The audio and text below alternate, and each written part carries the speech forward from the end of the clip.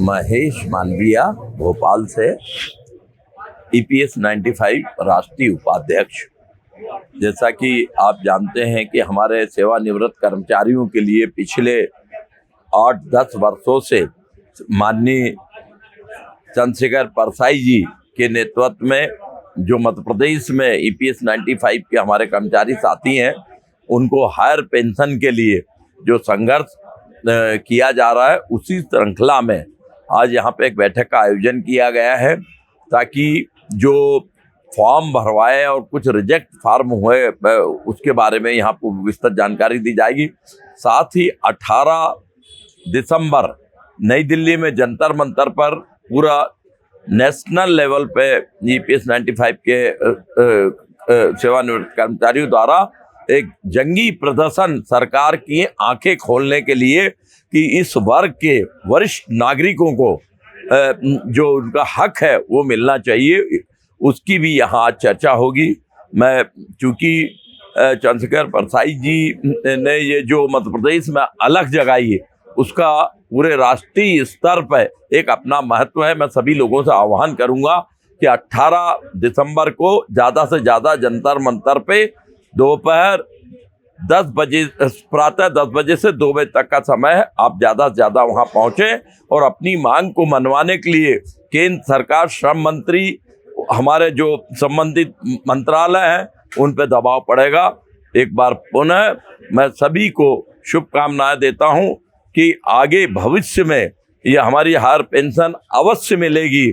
देर सवेर हो सकता है, लेट लतीफ़ा हो सकता है, पर हम हायर पेंशन लेके रहेंगे, क्योंकि हमारे बुजुर्ग साथी जो अभी साथ में हमारे शर्मा जी बैठे हैं, लगभग 89 ईयर, ये इस आस में, उनकी पूरी टीम इस आस में है कि कम से कम जीवन के ये आखिरी पड़ाव में 10, 20, 25 साल जो जीना है, उसमें उनको हायर पेंशन दी जाए। मैं प्रभु से प्रार्थना करता हूं कि हमारे केंद्र के जो नेता है, विशेष तौर से प्रधानमंत्री, नाम लेके बोल रहा हूं, माननीय प्रधानमंत्री जी 50 योजनाएं चला रहे हैं, पर इन वरिष्ठ लोगों के लिए ये जो उनका हक है वो नहीं दिला। तो उनसे अनुरोध करता हूं कि वरिष्ठ नागरिकों को ये हर पेंशन दिलाई जाए। इन्हीं शब्दों के साथ मैं अपनी वाणी को यहाँ विराम देता हूँ। मैं महेश चंद्र उपाध्याय, सेवानिवृत्त शाखा प्रबंधक, जिला सहकारी केंद्रीय बैंक सीहोर में से रिटायर हुआ हूँ और ये संगठन का मैं उपाध्यक्ष हूँ। तो संगठन के बारे में आपको जो जितना भी अपन ने कार्यक्रम किया है वो आपको अवगत भी है कि हाई कोर्ट में भी केस लगाए हैं, यहाँ भी कुछ में अपने को सफलता भी मिल गई है। जो जिनकी पेंशन बढ़ी हुई थी उनकी बंद कर दी, उनका जब केस लगाया तो उनको पुनः मिलने लग गई। नहीं, इसी प्रकार कुछ लोगों को जो है ना PF कमिश्नर ने जो है ना उनके नाम रिजेक्ट करके भेज दिए थे, वो भी हमने अभी हाई कोर्ट में उनके केस लगाए हैं। इसलिए अपनी गतिविधि चालू रख रहे हैं और ये कोशिश कर रहे हैं कि ज़्यादा से ज़्यादा लोगों को पेंशन मिले। और सबका ये संगठन का उद्देश्य भी यही है कि सबका जो है ना पेंशन मिल के सबको जो है उनकी आर्थिक स्थिति ठीक हो जाए और उनका कार्य चलता रहे। 4 अक्टूबर 2016 को जब सुप्रीम कोर्ट का डिसीजन आया और 23 मार्च 2017 को जब EPFO द्वारा वेतन के आधार पर पेंशन देने का सर्कुलर जारी हुआ, भारत के श्रम जगत के और मजदूर वर्ग के कर्मचारियों में इतना उल्लास और हर्ष व्याप्त हुआ कि जिसकी कोई सीमा नहीं थी। लेकिन क्या दुर्भाग्यवश सरकार को ये निर्णय और सरकार को ये बात पची नहीं और वह इस सर्कुलर के खिलाफ अपना ही एक दूसरे अधिकारी से एक दूसरा सर्कुलर जारी करवाया। वो 2017 मई में जारी हुआ। बड़ा दुर्भाग्य की बात है कि सरकार की नीतियों के आधार पर सरकार ने ये निर्णय लिया कि EPFO को बोला गया कि आप सुप्रीम कोर्ट के निर्णय के खिलाफ कोर्ट में जाइए। सरकार के और ईपीएफओ के प्रयासों के बावजूद भी दुर्भाग्य से 1 अप्रैल 2019 को भारत सरकार की जो एप्लीकेशन थी ईपीएफओ के सर्कुलर के खिलाफ, वो निरस्त हो गई। उस समय भी लोगों को लगा कि चलो ये निर्णय अभी हमारे ही पक्ष में है, लेकिन एक ऐसी परिस्थिति बनी कि उन्होंने किसी भी प्रकार से जो सुप्रीम कोर्ट के चीफ जस्टिस थे रंजन गोगोई जी को किसी तरह से सेट करके उनको बोला गया कि हम बड़ा आपको आगे लाभ कहीं ना कहीं दिलवाते रहेंगे, प्रयास करते रहेंगे। राज्यसभा में ले गए, राज्यसभा में ले जाने के बाद उन्होंने ये निर्णय दिया कैसे भी करके हमारी सुप्रीम कोर्ट की को एप्लीकेशन, सरकार की एप्लीकेशन को एक्सेप्ट करना पड़ा। साथियों, APS 95 की क्रांति बैठक में सभी लोगों का स्वागत है। और मध्य प्रदेश में EPF पेंशन को लेकर 18 दिसंबर को दिल्ली में होने वाले विशाल प्रदर्शन को लेकर जगह जगह मीटिंगें हो रही हैं। और मध्य प्रदेश का नेतृत्व राष्ट्रीय उप महासचिव चंद्रशेखर परसाई जी करेंगे। और चंद्रशेखर परसाई जी एक ऐसा नाम है जिसके कारण पेंशन के लोगों को जानकारी मिलती रहती है, और जानकारी के माध्यम से उन्हें बेकायदा कार्यालय खोला और अपना समय दे रहे हैं। रोज़ 30-40 लोग उनसे मिलने आते हैं, अपनी समस्या को निदान करते हैं। हर हफ्ते EPF कमिश्नर से हम लोग अपना ज्ञापन देते हैं, चर्चा करते हैं, कहीं किसी को कठिनाई हो तो उसको निराकरण करने का प्रयास करते हैं। इन्हीं बातों को लेकर आज भी बैठक हो रही है। निश्चित रूप से मुझे आशा है कि इन कर्मचारियों को निगम मंडल, बोर्ड, परिषद, सहकारी संस्थाओं में जहाँ EPF लागू है वहाँ के कर्मचारियों को पेंशन अवश्य मिलेगी। हम लोग संघर्षशील हैं और संघर्ष का परिणाम अच्छा होगा।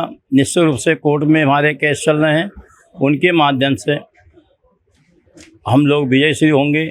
इन्हीं शब्दों से पुनः सभी लोगों को मैं धन्यवाद देता हूं। बधाई। अनिल वाजपेयी, राष्ट्रीय उपाध्यक्ष EPF 95, नई दिल्ली। हेमंत कपूर,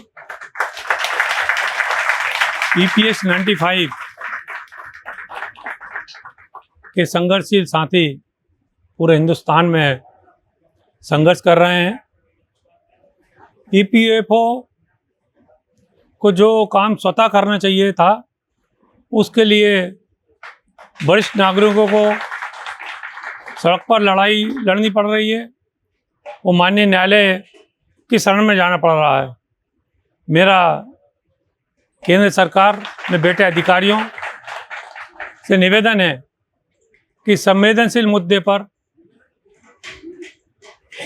विचार करने के बाद EPFO को स्पष्ट निर्देश दिए जाएं कि 2014 के बाद के जो साथी हैं, जो माना गया है कि वो बड़ी हुई पेंशन के हकदार हैं, स्पष्ट निर्देश दिए जाने चाहिए। निर्देश में इफवट नहीं होना चाहिए। वो माननीय न्यायालय ने जो निर्देश वो आदेश दिए हैं उसका शीघ्रता से पालन करने का निर्देश देना आवश्यक है। मैं APS के साथियों से अपील करता हूं कि ये संघर्ष हमारा निरंतर जारी रहेगा जब तक कि हर व्यक्ति को बड़ी हुई पेंशन प्राप्त नहीं हो जाती है। मैं अजय श्रीवास्तव, नीलू, प्रांत अध्यक्ष मध्य प्रदेश निगम मंडल कर्मचारी महासंघ और मध्य प्रदेश निगम मंडल अधिकारी कर्मचारी समन्वय महासंघ, आज EPS 95 की बैठक हमारे वरिष्ठ नेता उपाध्याय जी के अध्यक्षता में EPS 95 के national deputy general secretary Chandrashekhar Parsai ji द्वारा आयोजित की गई थी। और उसमें 18 दिसंबर के जो जंतर मंतर पे दिल्ली में प्रदर्शन होना है, उसके संबंध में काफ़ी हमारे मध्य प्रदेश के सैकड़ों साथियों ने आज यहाँ पे इस बैठक में अपनी उपस्थिति दर्ज करी और बहुत ही अमूल्य सुझाव सबके आए हैं। इस चैनल के माध्यम से मैं भी हमारे जो भी EPS 95 से संबंधित साथी हैं उनसे मैं कहना चाहता हूं कि ये 18 दिसंबर के प्रदर्शन में आपने अधिक से अधिक संख्या के साथ दिल्ली जंतर मंतर पर पहुंचने की व्यवस्था करें, अपने साथियों को मोटिवेट करें कि हम लड़ेंगे तो निश्चित रूप से जीतेंगे और कुछ पाएंगे। बिना लड़े मैं समझता हूं कि कोई हमें अधिकार नहीं मिलेगा। इस अधिकार को पाने के लिए हमें अपनी यूनिटी दिखाना पड़ेगी और भाई चंद्रशेखर प्रसाद जी ने जो अलग जगाई है उसको हमें और आगे बढ़ाना पड़ेगा, क्योंकि ये लड़ाई बड़ी लंबी है और बहुत मजबूत लोगों से हमें लड़ना है। तो इसलिए हमें भी उतना ही मजबूत होना पड़ेगा और निश्चित रूप से सफलता ज़रूर मिलेगी। देरी ज़रूर हो रही है पर सफलता ज़रूर मिलेगी। मैं अपने सभी साथियों से कहना चाहता हूं कि आप इसमें अधिक से अधिक अपना तन मन धन से सहयोग करें और इस मुहिम को विजय की ओर ले जाने में पूरा अपना सहयोग प्रदान करें। बहुत बहुत धन्यवाद। सेवानिवृत्त कर्मचारी भविष्य निधि कल्याण समिति की वार्षिक साधारण सभा आज भोपाल में आयोजित की गई और भोपाल में निर्णय लिए गए कि आगामी 18 दिसंबर को नई दिल्ली के जंतर मंतर पर होने वाले आंदोलन में ज़्यादा से ज़्यादा संख्या में हम लोग भाग लेंगे। दूसरा निर्णय ये हुआ कि EPFO द्वारा जो अगस्त माह से पैसा जमा है मध्य प्रदेश के लोगों का और हायर पेंशन नहीं दी जा रही, उसके खिलाफ EPFO नई दिल्ली और EPFO भोपाल के साथ अलग अलग रीजनल ऑफिस के कमिश्नरों के खिलाफ हम लोग अवमानना की याचिका दायर करेंगे। आज बड़ी संख्या में साथी हमारे उपस्थित हुए, उनका सबका आभार व्यक्त करते हैं। आज सबसे 90 वर्षीय हमारे साथी महेश चंद्र उपाध्याय जी का भी हम लोगों ने सम्मान किया। धन्यवाद। इंकलाब जिंदाबाद, कर्मचारी एकता जिंदाबाद, EPF 95 जिंदाबाद।